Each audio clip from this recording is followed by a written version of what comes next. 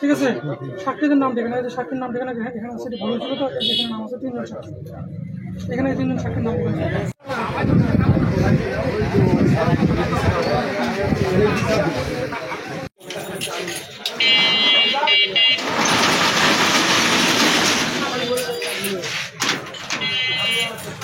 এটার সঙ্গে ওদের কলা লাগাচ্ছেন, ওটা লাগাই দিবে বলছে, সেই তালা একটা লাগাই আছে, দিয়ে দেয়।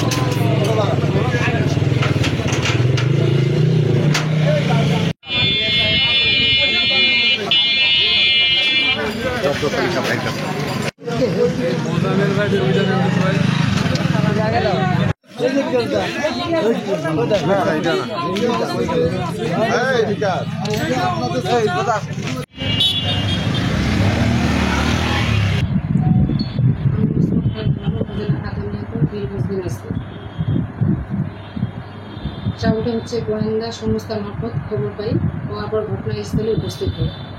সেখানে যাওয়ার পর দেখি 533 বস্তা চাউল। তারপরে আমি উপজেলা নির্বাহী অফিসার মহোদয়কে জানাই এবং ওনার সাথে যোগাযোগ করি। এর মধ্যে প্রশাসন আসে এবং এলএসজির এসিলেন স্যারও আসেন। চাউলগুলো হচ্ছে টাঙ্গাইল সদর এলএসজির, এগুলো চাউল আমাদের বীরগঞ্জের না, এগুলো টাঙ্গাইল সদর এলএসজি থেকে আনসারকে দেওয়া হয়। আনসার চাউলগুলো বাইরে বিক্রি করেন মিলেট এডাসের কাছে।